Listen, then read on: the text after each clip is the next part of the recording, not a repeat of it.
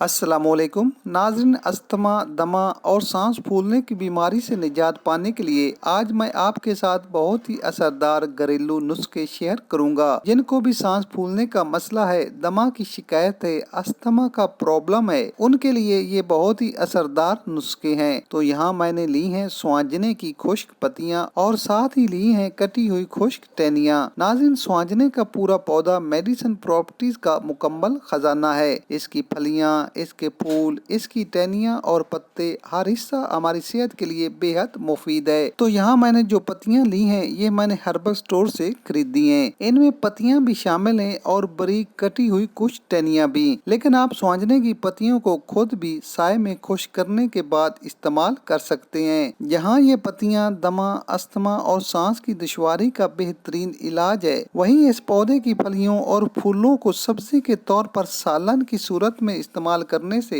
पट्टों का दर्द, जोड़ों का दर्द और हड्डियां जो बहुत ज्यादा दुखती हैं इंशाअल्लाह ठीक हो जाएंगी। तो तकरीबन 1.5 कप पानी को चूल्हे पर गर्म करने के बाद इसमें 1 टेबलस्पून स्वांजने के पौधे का ये मिक्सचर शामिल कर लें। जब पानी पक कर आधा रह जाए तो इसे फिल्टर कर लें और एक टाइम में तकरीबन आधा कप भी इस्तेमाल करें। अब इस कहवे में 1 चुटकी काली मिर्च शामिल कर लें। नाज़रीन, काली मिर्च की 1 चुटकी आप गर्मियों में भी इस्तेमाल कर सकते हैं, इससे गर्मी नहीं होती। जबकि दमा के मरीजों के लिए तो ये बहुत जरूरी है। दूसरी चीज मैं शामिल करूंगा 1 चुटकी सफेद नमक। अगर आपके पास सेंधा नमक मौजूद है तो वो इस्तेमाल करें, नहीं तो आप घर में मौजूद कोई भी सफेद नमक इस्तेमाल कर सकते हैं। अब तीसरी चीज आप शामिल करेंगे लेमन। अगर आपको लेमन के इस्तेमाल से कोई मसला नहीं, क्योंकि दमा के कुछ पेशेंट लेमन का इस्तेमाल मुनासिब नहीं समझते, लेकिन अगर आपको लेमन का इस्तेमाल सूट करता है तो आधे लेमन का रस जरूर शामिल कर लें। अब आपने इसे दिन में सिर्फ 1 बार, चाहे सुबह पी लें या फिर शाम टाइम, दिन में सिर्फ 1 बार आधे कप का इस्तेमाल करें। आपको इस्तेमाल करते ही राहत महसूस होगी। तो इसके साथ अगर आप ये सेकंड रेमेडी इस्तेमाल कर लेते हो तो